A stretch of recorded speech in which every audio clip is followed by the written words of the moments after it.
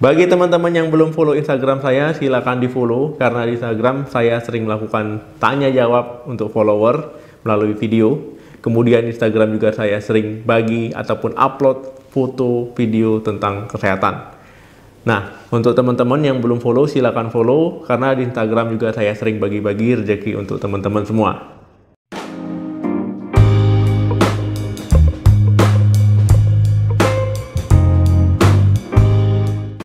Halo, assalamualaikum warahmatullahi wabarakatuh. Balik lagi di channel saya. Semoga teman-teman semua selalu dalam keadaan sehat. Amin. Teman-teman yang sudah terdiagnosa diabetes mellitus ya ataupun sakit gula darah tinggi. Nah, ini baik diabetes mellitus tipe 1 ataupun diabetes mellitus tipe 2, ya ini wajib untuk mengontrol kadar gula darahnya. Jadi gula darahnya wajib dikontrol ya, dilihat rutin. Kemudian tujuannya itu supaya teman-teman tahu gula darahnya itu normal atau tidak ya, karena tujuan mengontrol ya supaya normal. Nah, teman-teman ya diharuskan ataupun diwajibkan untuk mengikuti instruksi yang diberikan dokter. Kalau seandainya diberikan obat untuk gula darahnya ya diminum. Kalau seandainya sudah pakai insulin ya digunakan sesuai dengan aturan maupun petunjuk. Nah, kalau seandainya gula darah tidak terkontrol, ya ini bisa menimbulkan komplikasi yang berbahaya bagi tubuh teman-teman. Pada video kali ini kita akan membahas komplikasi ya dari diabetes mellitus ataupun gula darah tinggi jika tidak terkontrol. Nah, teman-teman ya, diabetes mellitus ini ya bisa menyebabkan berbagai macam organ terdampaknya, mulai dari mata, jantung, pembuluh darah, ginjal, ya gigi. Nah, jadi organ-organ tersebut ya bisa berdampak terhadap gula darah yang tinggi. Jadi ada beberapa komplikasi yang bisa terjadi karena diabetes mellitus ya ataupun gula darah tinggi yang tidak terkontrol. Yang pertama adalah kerusakan saraf. Nah, sebutannya kalau kerusakan saraf ini neuropati diabetik. Nah, jadi karena gula darah tinggi tidak terkontrol ya teman-teman, ini bisa menyebabkan kerusakan saraf. Saraf jadi terganggu fungsinya ya.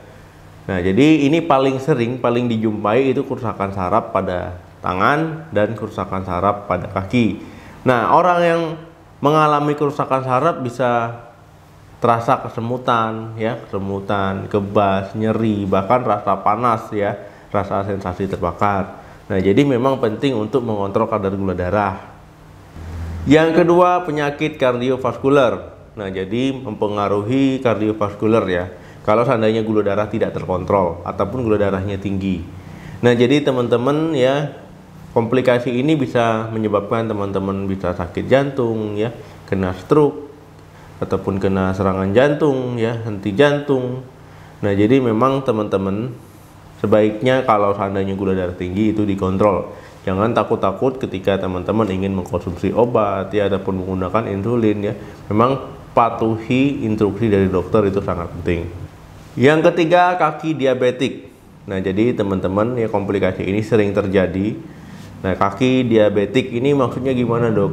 Nah, maksudnya ini kalau seandainya ada luka sedikit saja itu susah sembuh ya. Bahkan lukanya bisa bertambah parah.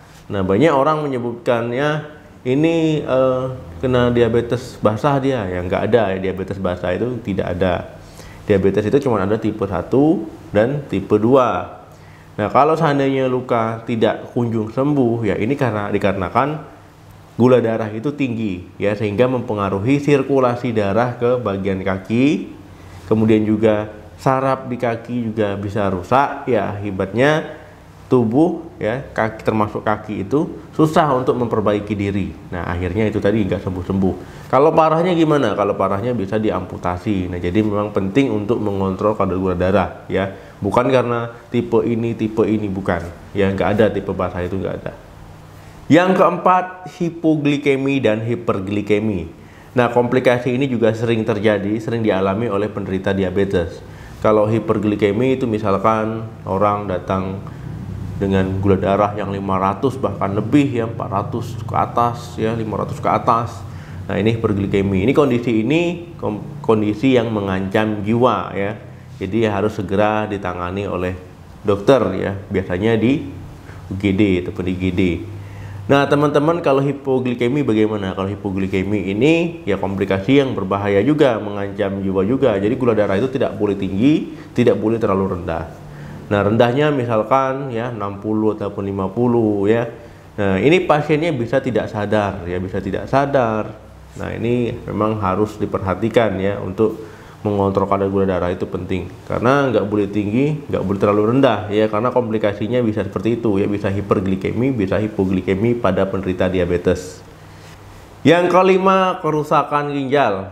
Nah, jadi teman-teman, ginjal bisa rusak juga akibat diabetes ya, gula darah tinggi tidak terkontrol, akhirnya ginjal bisa rusak. Nah, ini kalau di medis sebutnya itu nefropati diabetik. Nah, jadi diabetes menyebabkan kerusakan di ginjal, pembuluh darah di ginjal, sel-sel di ginjal, teman-teman. Nah, karena gula darah yang tinggi ini, ginjal bekerja lebih keras, lebih berat ya. Karena kerusakan pembuluh darah ya, akhirnya fungsi ginjal bisa menurun. Yang keenam, rontoknya rambut. Nah, jadi teman-teman, ini komplikasi juga, tapi ini biasanya paling ringan ya. Nah, jadi rontoknya rambut ini kenapa ya? Karena kerusakan pembuluh darah ya, akhirnya rambut itu kekurangan nutrisi, kekurangan suplai ya. Nah, akhirnya rambut menjadi lemah ya, kemudian bisa rontok. Nah, lama-lama kalau banyak ya, teman-teman bisa mengalami kebotakan. Yang ketujuh, masalah kesehatan mulut. Nah, jadi teman-teman ya, karena gula darah yang tidak terkontrol, yang tidak terkendali ya, gula darah tinggi, ini juga bisa menyebabkan masalah di mulut teman-teman ya. Nah, ini teman-teman bisa mengalami masalah gusi, mengalami masalah gigi, ya, kesehatan mulut, ya, ini akibat gula darah yang tinggi, ya, sehingga mudah infeksi, ya, mudah mengalami masalah di situ. Nah, jadi bisa radang gusi, ya, bisa mulutnya gampang jamur dan sebagainya. Yang kedelapan, kerusakan mata. Nah, jadi teman-teman, mata ini bisa rusak juga akibat gula darah yang tinggi, ya, tidak terkontrol terus-terusan. Nah, ketika gula darah tinggi, ya, mungkin teman-teman mengalami pandangan yang kabur, ya, penglihatannya agak berbeda dari sebelumnya, yaitu karena gula darah tinggi. Nah, tetapi ketika gula darah turun, ini bisa, ya, penglihatan bisa kembali ke normal. Nah, tetapi kalau seandainya gula darah tingginya berlangsung lama terus-menerus, ya, pembuluh darah kecil di mata ini bisa rusak. Nah, jadi bisa, ya, penglihatannya itu kaburnya itu menetap. Yang kesembilan, ketoasidosis diabetik. Nah, jadi teman-teman, ini komplikasi yang serius yang tidak bisa dianggap remeh karena sangat mengancam jiwa kalau tidak ditangani dengan cepat, ya. Nah, jadi teman-teman, ya, ini terjadi ketika tubuh terlalu banyak asam darah, ya, ataupun keton. Nah, ini terjadi ketika tubuh tidak cukup menghasilkan insulin, ya, untuk menyerap gula darah. Nah, akhirnya lemak dipecah untuk menjadikan energi, ya, untuk dijadikan energi. Nah, ketika lemak dipecah ini, ya, akan menghasilkan keton. Nah, kalau seandainya ini banyak menumpuk di darah, ya, ini bisa menimbulkan gejala dehidrasi berat, ya, teman-teman, bisa kelelahan, kehausan, ya. Kemudian juga bisa itu tadi sampai tidak sadar ataupun koma. Nah, jadi memang ini kondisi yang gawat darurat. Nah, memang ini harus ditangani dengan cepat, ya, dengan cepat dan juga dengan tepat. Ya, kondisi ini memang sangat berbahaya, jadi jangan dianggap remeh. Nah, itu tadi teman-teman 9 komplikasi yang paling umum yang sering terjadi, ya, ketika diabetes itu tidak terkontrol ataupun gula darah itu tidak bisa dikendalikan.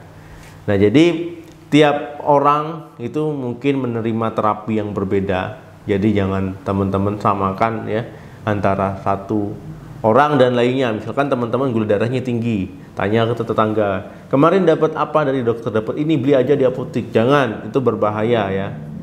Nah, ini kalau seandainya teman-teman tidak tepat ataupun tidak sesuai dosis, misalkan menggunakan obat, ya, ini bisa hipoglikemi, ya, minum obat langsung hipoglikemi, ya, nanti teman-teman bisa pingsan ataupun tidak sadar. Nah, ini jadi harus hati-hati. Nah, jadi teman-teman, ya, penyakit diabetes ataupun gula darah tinggi ini memang tidak bisa disembuhkan. Teman-teman mau sembuh tidak mengkonsumsi obat, ya, itu tidak bisa, ya. Jadi yang paling terpenting adalah mengontrol gula darahnya agar selalu normal, agar tidak menimbulkan komplikasi-komplikasi yang berbahaya. ya yang bisa mengancam jiwa. Nah, jadi bagaimana tipsnya, Dok? Ya, tipsnya teman-teman ya sering-seringlah konsultasi ke dokter atau sering-seringlah untuk mengecek kadar gula darahnya ya tinggi atau tidak, normal atau tidak. Nah, kalau seandainya memang teman-teman diberikan obat ataupun terapi oral, yaitu minumlah sesuai dosis. Ya, jangan menaikkan sendiri, jangan menurunkan sendiri dosisnya. Kemudian kalau teman-teman sudah mendapatkan terapi insulin, ya sesuaikanlah dosisnya ketika menyuntiknya ya. Nah, jadi jangan ditambah, jangan dikurang. Nah, jadi jangan pintar-pintar sendiri ingin menambah ataupun mengurangi dosisnya, itu berbahaya. Oke teman-teman, semoga bermanfaat. Semoga teman-teman yang sakit segera diberikan kesembuhan, amin. Semoga kita selalu dalam keadaan sehat. Jangan lupa like, share, dan komen video ini. Sampai ketemu lagi di video saya selanjutnya. Salam sehat, sampai jumpa.